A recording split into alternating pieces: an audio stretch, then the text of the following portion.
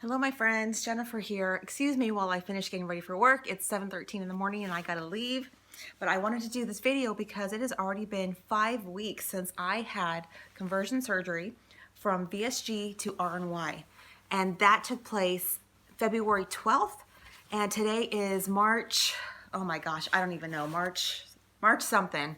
My mind is so frazzled. But I wanted to do a quick update because with everything going on in our society right now, some of us still have to go to work and we still have to live this life of being a weight loss surgery patient. And I'm definitely feeling the struggle of it, the stress of it, just the complication of it. I do live in a county that is in a shelter in place. However, I am an essential employee, and so I have to go to work. My husband is also an essential employee, so because we provide a vital service to our communities, and so we have to go. Both my kids are home because their school and work has been shut down. So it's definitely a weird stage of life. We're having problems like with the grocery store. As weight loss surgery patients, a lot of us eat very small portions, and we tend to focus on protein. And one of the things that we have not been able to find in our local community are eggs. And so I had just started eating a little bit of scrambled eggs, and I was going to start incorporating a lot more egg. And last night I was able to stop at the grocery store and spent $5 on a 12-pack of eggs. So I was very excited. We've been looking for eggs for over a week and a half. Safeway, Costco, no stores had any eggs whatsoever. There's major shortages of things like meat, vegetables, milk, eggs, toilet paper, of course. There's no toilet paper to be found. But I'm okay with the toilet paper. I am stocked up on toilet paper. But it's just very strange. It's a very strange place to be in life right now. Right now. I've been having more issues this past week than I'd had before. So a lot of you know that my highest weight, and if I didn't introduce myself, my name is Jennifer. Hello, thank you for watching. And I apologize for that. My mind is just frazzled. And plus I know I'm kind of in a rush because I have to go to work. But I had weight loss surgery. My highest weight ever was 261 pounds. I had VSG, a vertical sleeve gastrectomy surgery 3 years ago, but I had very severe acid reflux that was causing a lot of damage, and my quality of life was greatly impacted. And so we did opt to have the conversion. Even though I was 174 pounds at my surgery date of February 12th, this past February 12th, it was all to resolve my acid reflux. And I've got to say, my acid reflux has been really pretty good, a lot better than I expected, because at first, after surgery, it was kind of flaring up again. Now it's very mild, and to be honest, I'm not taking a daily med for that. All I use, to be honest, is I use these a lot. These are just like these chewable little heartburn chews, Alka-Seltzer, and there's different flavors. I mean, different brands, but this is all I use my acid reflux right now. They come like in these little tasty chews, and they are actually sufficient for the level of acid reflux I'm having. But the problem that I'm having now is, so in all my research, I learned about with gastric bypass how the mechanism that causes the restriction feeling is that there is scar tissue that gets formed at the bottom of the stomach where the intestines connect, that one little spot. And so the scar tissue is what causes it to sort of shrink up and then causes the restriction. And by watching other doctor videos and other people's testimonials, it's my understanding that happens around the 3.5, 4 week mark. Well, mine was definitely the 4 week mark because, and it was already starting at the 3 week mark, but I think it's still doing it. And so the scar tissue is forming. And so depending on the texture of food, I could eat a whole yogurt, like a little Dannon Light and Fit yogurt over about a 20-minute, 30-minute period and have no problem. But if I eat anything with texture, I made like a little bit of a pot roast with some soft carrots and some soft potato. Oh my gosh, that was, I mean, I ate a very small portion, probably less than a fourth of a cup, and I was in pain and I ate slow. I did all the right things, maybe not slow enough, but I was in pain for a long time, enough to where I really wanted just to throw up. And I had experienced this similar thing last week, but it was only like once or twice. I seem to be having it a lot more often. And then last night, because, I'm actually, I'm a little more Scottish, but my husband is very Irish and my kids are Irish. Because we did the whole 23andMe, the DNA testing, and they're much more Irish than I am for sure, but I'm more Scottish.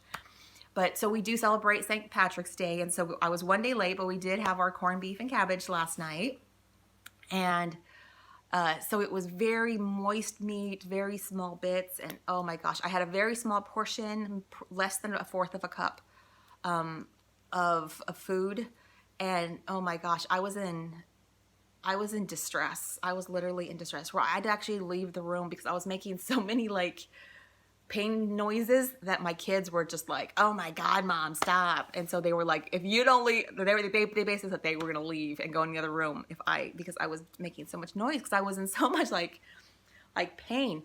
The thing that I have found is that there is a very, very strong delayed reaction or delayed sensation with this surgery with VSG. If I overate, I would feel it immediately. I knew as soon as that food hit my stomach that I'd eaten too much, and I'd get a really tight, painful sensation in my chest. But the pain only occurred for the first couple of weeks. Like once I started going, transitioning into phase 3 foods, which is kind of where I'm still at right now. But that happened with VSG. This is completely different. This feeling, for one, it's a lot more physical pain, and the duration is much, much longer, and it actually intensifies. Whereas with VSG, it would start, and as soon as I would feel that pain, it could only go down from there. This is not like that. It's almost like it gets ratcheted up. And so the sensation, and I actually felt like I tried to talk to the kids and my voice was all messed up. It's like my esophagus was spasming because my stomach is so small, and I guess nothing was going down, that it started actually kind of go up. And it's like, so my esophagus had pain, my stomach had pain, and it was really, really uncomfortable. And it's like, like I said, it's really about the texture. Like if I were to eat yogurt or something smooth, like a protein shake for breakfast today, I'm going to be having my favorite mocha latte shake because I'm all out of chocolate collagen powder. I got the order through Amazon, but it's delayed because you heard about Amazon is their shipping is a little bit slower right now because of the coronavirus. But so I'm going to be having this for breakfast. This will take me, probably a good hour to drink, to be honest. But because I also just sip, but smooth things go down really easy. Anything with thickness, anything with texture, I'm really gonna have to relearn how to eat, because I have got to slow down, hecka slow down, so much more than I did with VSG. And I even said it I think I said it in the last video. Yes, I gotta relearn kind of how to eat. And it's not quite sinking in. You'd think it would be because of all the pain I'm experiencing. But the problem is that I've still got my VSG brain, even though I have a gastric bypass body. And so even though I eat a lot slower than everybody around me, and I eat much, much smaller portions than everybody around me, I'm eating tiny portions. And it's just that I feel fine. I eat and I feel fine. And then when I'm done eating, it's literally 5, 6, 7 minutes later that all of a sudden I'm in pain. Now, if any of you have gastric bypass, let me know if that's what you have experienced with this. Does that get better with time? It's really, and it lasts so long, over an hour of literal pain. Like if this were to happen at work, I would have to leave. I would not be able to work with the level of pain. But see, and that's why at work I bring yogurt, I bring shakes, I bring soups. I am not bringing hard or texture food. I'm not bringing anything with thickness because I don't want this to happen at work. But anyway, I've got to go. It is 7:23. I'm already running a little bit late, but I want to do this follow up and check in. Did I tell you my weight? Oh my gosh. Okay. So I had surgery. I was 174. So today I'm 164.6. So last week I hadn't lost any weight last week. This week I had lost a little bit of weight and then I went right back up to 165. And then this morning, I dropped down just to, yesterday I was 165, today I'm 164.6. So I've lost about half a pound in the past 2 weeks, but that all happened. So who knows, tomorrow I could be back up to 165.